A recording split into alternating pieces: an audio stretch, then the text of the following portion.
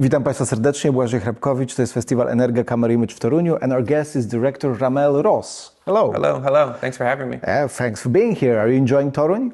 I am. I wish I could stay longer and see more, but from what I've seen, it looks like an interesting place. It does. The old town is quite beautiful. I love, I think I was walking around yesterday and the streets were completely covered in cobblestones and it was just like so meticulously built. You know, it's nice. That's Poland. Yeah. Well, not every place, but this one. RaMell, I want to talk to you about, before we get to the Nickel Boys, I want to talk to you about Hale County this evening, or it's the other way around. Oh, you had it right. This evening, okay. Because the film itself, but also I was very interested in what you said. We're talking about the film, that you didn't want to sensationalize things, and you wanted to find something grandiose, epic in a banal, in the everyday life. And I was thinking about a lot of discussions, even not only filmmaking but ethical discussions about documentary filmmaking, that you are telling the story, for example, about some dramatic events, and you try to dramatize it. Yeah. You try to overly dramatize it, and that it's even an ethical question: should you do that? So was that this kind of not only filmmaking artistic dilemma, but is it also kind of ethical dilemma for you? That how should you tell the story to actually do it right? Yeah, I love the question because I think it's at the core of my practice, which is kind of responsive to the way in which my community has been in relationship to the camera and narratives. It's something where you get the sense that if you're telling the same stories about people over and over and over, granted that they're each individual and they're each, as painful or as revelatory, regardless of whether or not they're being told from, with multiple or to multiple people, the people become only that. They become only the narrative. And so it's like, how do you make films and images that aren't totalizing, that don't make it feel like, that give you just a broader view of what the person is? Like, I think, I feel like it's a controversial comment, but I think people are more than their narratives. Like, the narratives we even tell ourselves are just the one way in which we make meaning out of our lives. But our lives are way bigger than that. And how do you accomplish that with cinema? I don't know, but I have some strategies. Yeah, interesting. I just what you just said rhymed in my mind with what Alfonso Cuarón said. We were talking with him here a couple of days ago about his TV series with Cate Blanchett, The Disclaimer. He said that he wanted to tell a story that makes us think about the narratives we create about ourselves. Yeah. He was, in other words and in other contexts, talking about, I think, similar thing, that we sort of become these narratives. Yeah. Even we do it to ourselves, that we are building this narrative about ourselves. And this is, I think, also, today it's very prevalent, and I think it's even more important maybe to find strategies to sort of, get around that. Yeah, exactly. And I think that once we can get around that, I think we have more freedom. I think that we can understand our past better, and then I think we can control, organize, and be in relation to our futures in a way that gives us we're less burdened, we're less holding ourselves to the narratives that society gives us and or that we tell ourselves. And I feel like that's freeing, but I'm unsure if people want that. It feels natural to me. Maybe they don't know that they want that. And if we see that, maybe they will embrace it. We will force you to be free. Yeah. So they say. Yeah, we'll force you to be free. That's nice. That's actually one of the best paradoxical statements I've heard. But let's talk about your strategies, your artistic strategies to actually, to go around this narrative and to actually make your characters, make people you would tell stories about more than narrative, which is challenging because I think, in my mind, if you do a film, if you do a piece of art, even more experimental, non-linear, like you like to do, for example, in documentary, you're still creating a narrative, and you have to do that. You can, of course, you can create different types of narrative. So in that context, tell us a bit more.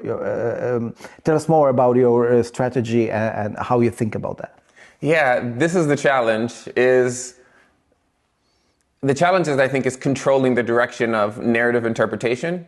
I came up with the idea of a sort of strategic ambiguity in which you're offering multiple analysis points, but you're not foreclosing the interpretation space to just one or two. It just has like a strategic ambiguity. And it's hard to express without having, I think, samples in front of you to talk about the way in which we sort of interpret images. But I think when you make a collection of images that has more to do with the moment of seeing something and the moment of experiencing or encountering something in the context of someone's narrative, and then you string those together, you get a lot of meaning in one image, a lot of meaning in another image, a lot of meaning in another image, and then it just starts to compound, and then it becomes bigger than that person just moving through them. But of course, that is a through line through all the image, that person, but each one is so full with life that you have no choice but to accept that moment as a moment that is universally visceral, you know? Yeah. So in the context of filmmaking where you as a director sort of point a camera at something, yeah? You sort of you guide viewers' attention and the viewer's perception, of course, in a way. In that context, you try to make it as free, as multiple point of views as possible. And if I understand you correctly. And this is something, and the images can do that, yeah? So it's just, I think, to utilize the power of image. Exactly. To have multiple meanings. Exactly. And to utilize the power of image is not to utilize the power of images as an illustrative thing, because normally I think it's best explained, a lot of writers, screenwriters, and maybe by necessity, I don't know, they go from script to image. But if you go from image to script, then the language is a servant to the image. The other way around, the image is a servant to the language.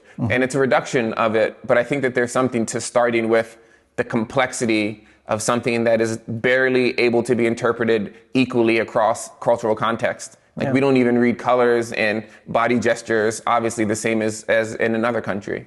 Yeah, maybe it also depends on how you write the script. Yeah, you can start with script, but the way you write it, to leave the space for actually utilizing this power of image. So moving to Nickel Boys, from what I understand, it is based on a true place that existed, the school in Florida, which was notorious for its abusive treatment of its students. Yeah, so. Can you tell us a bit about that? Yeah, it's the school is called the Dozier School for Boys, and I think it opened in about 1900. So it was open for 111 years. It closed in 2011. This is Tallahassee. So recently, really? Recently, super recently. And I think they started to exhume bodies from the ground in 2013.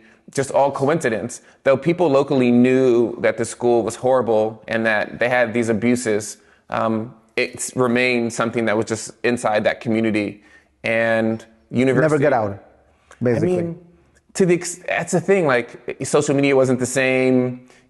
People weren't whistleblowers in the same way I think that they are now, and I can't imagine there's not 100 reasons why it never became a story.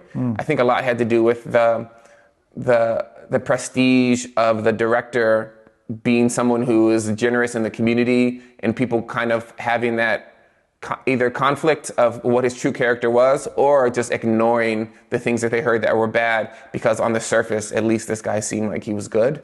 But yeah, it's a pretty horrible story that was initiated by the University of Southern Florida. They had this thing called the Dozier document. It's like 156 pages of like forensic analysis of the grounds and the items found in the kids' pockets, and from marbles to buttons, just everything that's you could horribly imagine. That I think, it's so overwhelming if you read this document. You're just in awe. If I understand you correctly, the University of Southern Florida discovered sort of it? Or? Yeah. They discovered the documents and they made it a story, yeah? Or? So they, sorry to be so unclear. They were on the grounds of the Dozier School for Boys doing some, I don't even know what work, and a young student comes across some bones that look a little funny and takes it to a professor, and the professor's like, it looks like it's a raccoon or some sort of animal, but also looks a little strange, like, let's go check it out. And then they checked it out. It's human. And it's human. And then they start, of course, surveying the land, and they find all of these. And the Dozier document is a sort of an academic, scientific account of the findings. So, okay. Yeah. But it is shocking to me, of course, because what I only knew is that they were notorious, like I said, they were notorious for the abusive treatment of students. Yeah. But when you start talking about exhuming bodies, this is not just an abusive treatment of students, this is like something that's terrible, of course, in itself, but it's more than that. So it's a terrible crime. So what was your artistic approach to that subject? Again, not to sensationalize it, which I think is even more important here, because it is sensational in itself, and you could imagine how the media would treat it. Yeah. I think one thing that's additionally interesting is, a lot of kids were killed and buried out in the back or whatever unmarked grave. But then if you read through the document and you read, another book that Colson Whitehead used. Colson Whitehead wrote Nickel Boys, of course. He used this book called Boys of the Dark, also as source material, and it's a more nonfiction account of it. When you read some of the things that the boys went through, from rape to being put in laundry machines, like the psychological damage, it's so horrible. It makes you wonder whether or not you're lucky to be put out of your misery. Like the lives that, the consequences of that, you're tortured for 50 years. Your entire life is ruined, Exactly, And so kind of looking at this source material, and of course looking at Colson's novel, it became clear that my co-writer and I, Jocelyn Barnes, didn't want to reproduce the violence, at least visually, because if you think about it, in relationship to the question of whether or not it's better to be dead, which is a ridiculous, maybe even necessary question to start to grapple with the complexity of it. It's like the physical violence is just the beginning. Like once you're abused, like something happens psychologically to you. And so how do you explore then with cinema the other ways in which the trauma ripples across your life? And of course, we know that images of people of color are over-indexed with trauma and violence. And with that, it's like, wow, we can use the source material, we can use the images of the boys, we can bring the boys and abstract their faces in moments in which someone's being abused in order to sort of elevate them to this space so we get to see them and we get to feel them, but we also don't re-inscribe the violence. Okay, thank you very much for talking to us. Yeah, no, pleasure, pleasure.